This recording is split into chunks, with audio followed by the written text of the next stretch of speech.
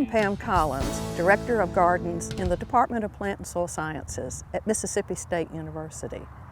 We are at the Veterans Memorial Rose Garden, where I'd like to show you a variety of old garden roses.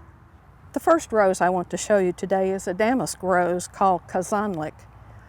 It's a large, wild-growing shrub, and it blooms only in the spring. This rose has a soft pink bloom, slightly double in form, and the foliage is rough and sage green. The second cultivar I'd like to show you comes from Germany in the 1930s. Its name is Dr. Echener, and it is a hybrid rugosa rose. The blooms on Dr. Echener are very large, and they're fragrant, and they repeat bloom throughout the season. One of the nice aspects of Dr. Echener is that the blooms range from a deep peach pink to a pale soft pink as they age. This shrub also is large and coarsely growing, and the thorns are really vicious. It tolerates poor soils as well. The foliage that you see on Dr. Echener is very typical of hybrid rugosas. The surface of the leaf is very rough and rugged and has a lot of veins prominent on the surface. An example of roses that are derived from warmer climates, such as are found throughout the southern part of Europe, the Middle East, or the Far East, is Pax. Pax is a hybrid musk rose that was developed in England in 1918, and that's an appropriate name for peace at the end of World War I. The shrub is large and has long arching stems and lacks growth habit that makes it nice to prop up against a fence. The blooms are a semi-double white, and they bloom continuously throughout the year. Again, this plant will tolerate poor soils. This is an example of a China rose. Its name is Rosa chinensis mutabilis, or butterfly rose. It's large, it's very twiggy, and it has very healthy foliage, and it makes a good landscape shrub.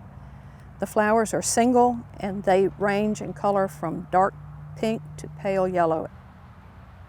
Another example of a China rose is Cramoisi Superieur, which was developed in France in 1832. It's a smaller shrub and makes it more useful in smaller garden spaces. The flowers are dark red, they're semi-double, and they are produced in large clusters. Again, the bloom is continuous throughout the garden season. Another rose of very ancient garden origins is Rosa Banksia lutea, or Lady Banks rose. It was imported in the early 1820s. The foliage is elegant, it's small, it has very healthy black spot resistant leaves that are semi-evergreen in Mississippi. It is a large rose, and it needs to grow on a sturdy trellis. It's the first rose to bloom in the garden in spring, and it makes a great landscape plant. Another large climbing China rose is Cecile Brunner, also known as the sweetheart rose. It is a large and robust climber. It blooms in the spring only, with many soft pink blooms and lovely buds. The foliage is healthy and it's abundant. The final cultivar I want to show you today is a tea rose called Duchesse de Brabant. The growth habit is spreading and graceful, and there's abundant foliage. And this plant is very suitable for smaller garden spaces. The blooms are highly double, they're rose pink, they're very shapely, and they're cupped in their form. This plant will bloom throughout the season, and it needs a sunny, warm place to thrive. Spring has arrived, and we've seen plenty of color this afternoon.